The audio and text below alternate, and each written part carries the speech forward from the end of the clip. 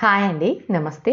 Welcome to Suhasini's kitchen. నేను మీ సుహాస్ని రెడ్డి. ఈరోజు మన కిచెన్లో బియ్యం పిండి పునుగులు చేసి చూపించబోతున్నా. చాలా క్విక్గా ప్రిపేర్ చేసుకోవచ్చు. మనం రెగ్యులర్గా చేసుకునే బియ్యం పునుగుల్ని బియ్యాన్ని నానబెట్టుకోవాలి. కానీ ఇలా బియ్యం పిండితో అప్పటికప్పుడు టేస్టీగా చాలా రుచిగా ఉండేలాగా తయారు చేసుకోవచ్చు. ఒకసారి చూసి ట్రై చేయండి. ఇందుకోసం ముందుగా ఒక మిక్సీ గిన్నె తీసుకొని అందులోకి 1 కప్పు బియ్యం పిండిని తీసుకోవాలి. అలాగే ఇదే కప్తో 1 కప్పు ఉడికించిన ఆలు ముక్కల్ని తీసుకోవాలి.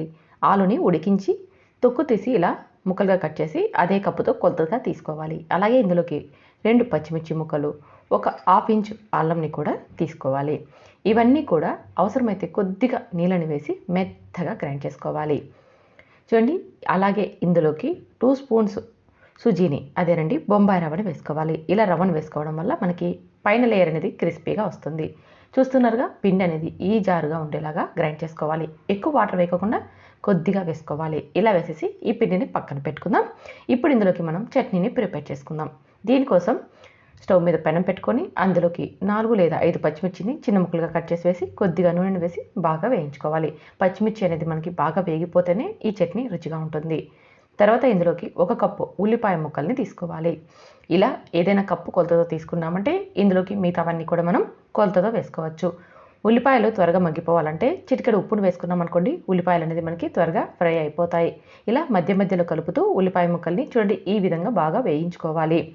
తర్వాత ఇందులోకి 1 స్పూన్ జీలకర్రను కూడా వేసుకోవాలి. జీలకర్ర ముందే వేసేసామంటే మనకి మాడిపోతుంది. అందుకని ఆనియన్స్ బాగా ఫ్రై అయిపోయిన తర్వాత వేసుకోండి. తర్వాత ఇందులోకి ఏ కప్తో అయితే మనం ఉల్లిపాయ ముక్కలు తీసుకున్నామో అదే కప్పుతో బాగా పండిన టమోటాలని కూడా కట్ చేసి అదే కప్తో తీసుకోవాలి. టమోటాలని కూడా ఒకసారి బాగా కలిపి మూత పెట్టి లో ఫ్లేమ్లో 5 నిమిషాల పాటు ఉడికించుకోవాలి. లేదా టమోటాలు సాఫ్ట్గా అయ్యేంత వరకు ఉడికించుకోవాలి. లో ఫ్లేమ్లో ఉడికించుకున్నామంటే మనకి టమోటాలు బాగా మగ్గిపోతాయి. హై ఫ్లేమ్లో పెట్టామనుకోండి త్వరగా మాడిపోతాయి. చూడండి, ఇలా వాటర్ వేయకుండా టమోటాలను కూడా బాగా సాఫ్ట్గా ఉడికించుకొని చల్లబడిన తర్వాత ఒక మిక్సీ గిన్నెలోకి ఇవన్నీ కూడా వేసుకోవాలి. అలాగే ఇందులోకి కొద్దిగా కొత్తిమీరను, రుచికి సరిపడా ఉప్పును వేసుకొని మెత్తగా గ్రైండ్ చేసుకోవాలి. ఈ చట్నీ రైస్లో కూడా చాలా బాగుంటుంది.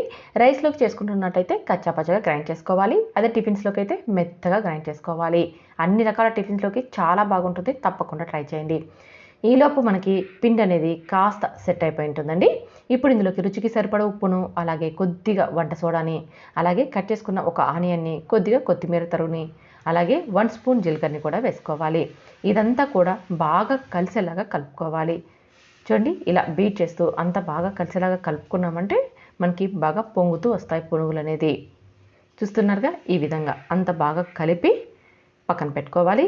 ఇప్పుడు స్టవ్ మీద డీప్ ఫ్రైకి సరిపడా ఆయిల్ పెట్టుకొని ఆయిల్ బాగా వేడెక్కిన తర్వాత లో ఫ్లేమ్లోకి టర్న్ చేసుకొని చిట్టి చిట్టి పునుగుల్లాగా వేసుకోవాలి. మనకి ఎంత సైజు కావాలో అంత సైజులో వేసుకోవాలి. చిన్నగా వేసుకున్నామంటే చూడడానికి ముచ్చటగా ఉంటాయి.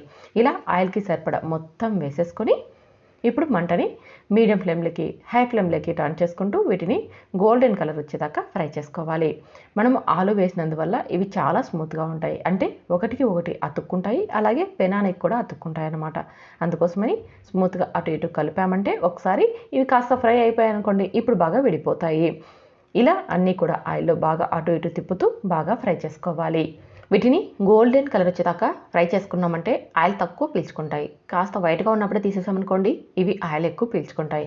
చూసారుగా, ఈ విధంగా రంగు మారిన తర్వాత వీటిని ఆయిల్లో నుంచి తీసేసుకోవడమే.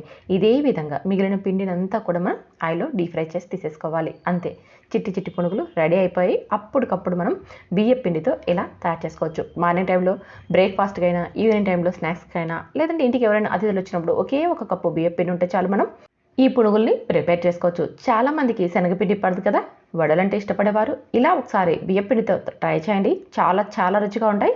ఈవినింగ్ టైంలో అయినా, మార్నింగ్ టైంలో అయినా. మరి ఇంకెందుకు ఆలస్యం, ఒకసారి చూసి ట్రై చేసి నచ్చితే లైక్ చేయండి. మీ ఫ్రెండ్స్, ఫ్యామిలీ మెంబర్కి షేర్ చేయండి. Thank you for watching.